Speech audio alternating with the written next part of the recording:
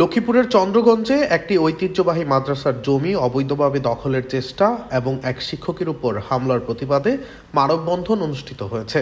বুধবার সকালে সদর উপজেলার চন্দ্রগঞ্জ থানার ১২ নম্বর চরশাহী ইউনিয়নের নুরুল্লাপুর হাজী কালামিয়া ইসলামিয়া দাখিল মাদ্রাসার সামনে এ মানববন্ধনের আয়োজন করেন মাদ্রাসাটির শিক্ষক, শিক্ষার্থী ও স্থানীয় এলাকাবাসী। মানববন্ধনে বক্তারা বলেন, হাজী কালামিয়ার দানকৃত জমির উপর দীর্ঘদিন ধরে মাদ্রাসার শিক্ষা কার্যক্রম পরিচালিত হয়ে আসছে।